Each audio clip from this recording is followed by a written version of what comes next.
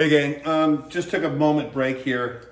Busy doing some stuff in the shop and putting together the last 10 or 15 gold tails that I've got on this run. If anybody needs a gold tail, they're for sale. The last 10 or 15 are going out the door. So, since I was injured for 12 weeks, I spent a lot of time on book learning, rigging math, going through all the workbooks and stuff like that. And then on top of that, looking at rigging online, and of course, looking at stunt rigging. And I just have to say, this is the fourth time now I've done this video. And it's, I try to start out mellow, but I end up getting very vitriolic by the end of it because it's such a pet peeve. I thought I'd just go through and express some concerns I have for the state of the industry, especially when it comes to the YouTube and Instagram generation. I looked at lots of really shitty stunt rigging online. It seems like everybody's a rigger and every stuntman knows how they're doing stuff. Yet you look at these really crappy hand pull floaty videos that everyone posts and you wonder where they get the idea they're good at what they're doing. Yes, they're moving baggage from point A to point B in the air. It's usually done with really absolutely no artistic ability and definitely no technical skill. And I'm going to say this, if you're going to post shit, you better be ready for people to motherfuck you on how you do it. It happens on every movie set. You rig something, somebody comes up, oh, I would have done it this way. Oh, I should have done it this way. Oh, it should have. You know what? Fuck you. Here's what it is. You go by best practices. It's pretty simple. You put a truss according to the manufacturer. You put up your pulleys according to the correct way to put a span set on a truss. You put up your pulleys with the correct length of choke. You do all these things with best practice. Simple, right? So I go through and I watch these videos and I see a truss put in correctly so the diagonals are not in the right plane on a Manitou that's got one ratchet strap holding it around the carriage of the forks. Now the forks can bounce, things in the air, you've got dynamic loads on it, the whole thing's a bouncy motherfucker anyway. So why would you not have more than one? There's no safeties, literally ratchet straps and that's it. No safety, no secondary, steel sling, no nothing, it's just, there's no protection. Big beef truss is put in incorrectly. If you've got, like I use box truss, it's made by Extreme Rigging. It's Extreme Truss out of Texas originally, and I've got a manufacturer in Europe that basically duplicates it. But it is box bolt together truss. I use bolt together for a reason. A lot of people in Europe especially use spigoted truss. Great. I've had so many fights with twisted, tweaked, fucked up spigots and pins and bullshit that I just don't use it. I can bolt it together and it'll work. Sheer brute force, I can get it. Whereas a spigoted or pin truss, I have lots of problems with all the eggs, lots of pieces. Basically I got truss and bolts in my style. Otherwise you get eggs, you got pins, you got the drift pins. You use a hammer, it's loud, it's noisy, man. I can put it together with a wrench or I can impact it, however I feel like doing it. So I use bolt together box truss. And the diagonals are meant to be on the side planes and the cross members are on the bottom plane so that it's a truss formation so it supports load like this, correct? Number two, you load truss from the top. So that means if the force needs to go through the truss, so you don't pull on one cord. 99.99% of the videos I see are people who've just choked a span set around the bottom cord of the truss and hung their pulley. And they're yanking somebody with it. Great. It's the weakest way to do it. It's the incorrect way to do it.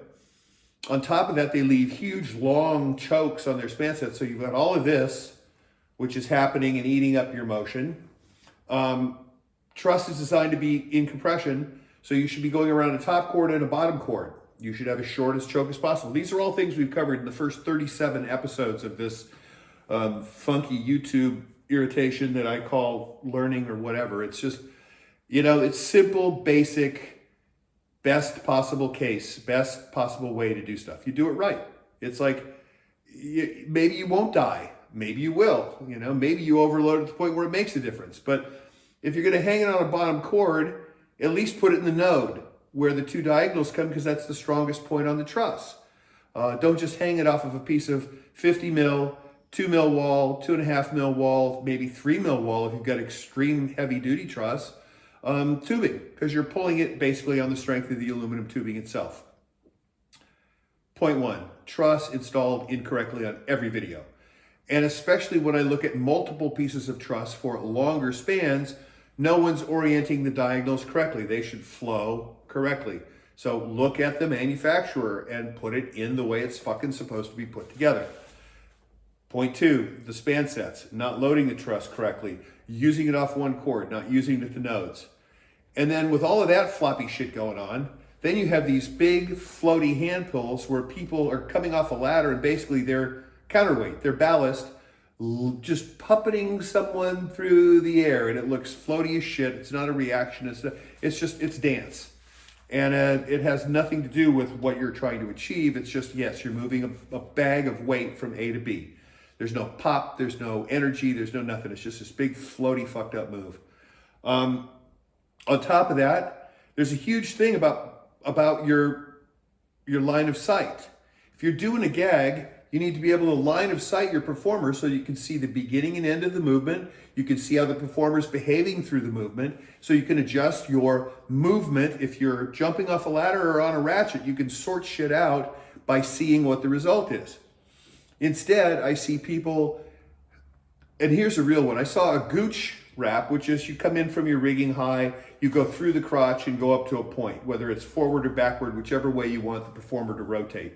So when you pull on the rope or impart force, whatever your engine of choice is, the person goes in the air and rotates, okay? That's great. Basically, somebody's got to get at least half their height in the air, minimum, before they rotate, or else you plant their head in the ground. Now, it's not a hard thing to do. You just have to pay attention. So if you are at one end or the other in an area where you can't see a relationship to the ground, to their performance, you're fucked. It's called line of sight. You can't help or change or do anything. All you do is you're a dead bag on a rope. It just doesn't matter. Might as well throw an anvil off a cliff attached to a rope. It just doesn't fucking matter. Line of sight is incredibly important, especially with performers and their safety. You have to be able to see what they're doing. So I see the scooch wrap, and there's mats stacked up, and there's some guy blind out by the Manitou pulling down on the truss because they've only mounted it one truss, and they're going from quite an angle for a gooch wrap, which is not the best in the first place anyway, because the more you need the height before you need the travel. So the wider your angle goes for that, the quicker they're going to rotate. All very important tasks. Well, funny enough, you can't see this if you're back there. You can't see this if you're out there. You need to be in profile. You need even a 3/4 profile because you need the relationship of the person to the ground and your pull. Now, if it's a simple hand pull, it doesn't matter. You need to be able to see it, okay? And I watched this, and then the end result is this really it's shit. It's not even exact performance. You're not yes, you're moving. You can move shit from A to B. Okay, that's pretty much the basic level of rigging, moving shit from A to B. Doing it with any artistic or repeatable intent becomes a whole nother dimension. Okay, and that's where you should be living, is in that dimension, so that everything else is automatic, is systemic. It's all been handled on the basis of everything is done in best possible case scenario. And then you can work on actually doing what you're trying to do, which is a performance, okay? So I have to say, just stop. Stop posting this crap, floaty hand pull, and everyone's like high-fiving and acting like it's the fucking miracle of the universe, and it's really, really disgusting to watch, especially since none of it's best practice, and all of it is basically the Dunning-Kruger of the current age, people who don't know enough to know that it's really fucked up. And that's my rant for today, and I'm going to keep it short. But please, if you're going to post rigging, unless you're playing roast my rigging and saying, pick out all the, unless it's Where's Waldo, what's fucked up in this picture, or how fucked up is this picture, how about we post shit that is good?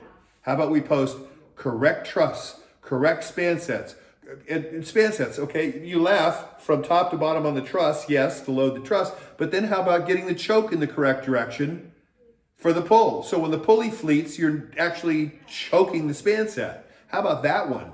We did a whole wrap on that here on one of our videos, because people like go, the choke is backwards, and they look at you with a stupid look. What do you mean? Well, it's the same way you can fucking do many things backwards and think they're correct, but you had a 50-50 chance and you blew it. So I would like to see truss done correctly, span sets done correctly, pulleys hung correctly, point of view, line of sight correctly. And then if you're going to do it, start pulling rope correctly, which means you're not just jumping off and pulling. You've got to give it pop and snap, and you've got to create the force, because the initial force is much higher than what you need to transport the person. So if you come off, it just looks lazy and slow and floats through the air. Did you get him there? Yeah. Did it look good? No, it looks shit. But you think it looks amazing. So these are all my pet peeves right now from looking at 12 weeks of amazing humans and their amazing stunt rigging on all their amazing posts online. So if you're going to do it right, folks. Best practice on everything. Otherwise, why the fuck do it? You know, any idiot can do it. It's just not worth bothering with.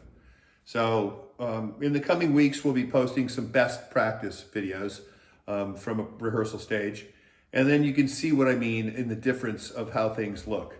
And we will do them one-on-one. So you'll see a shit pull versus a good pull. You'll see why you install. Oh, that's right. Read the directions, you know, look at your truss manufacturer, put your truss up correctly. All of these things, it's just imperative. Best practice. Do it right. You know, don't post you're a fucking genius when it looks shit and it is horrible and it's not best practice. You know, at least read the instructions before you do stupid shit. Okay? Just my pet peeve for today, and I'm going to leave it go at that. I'll talk to you soon with more real rigging stuff.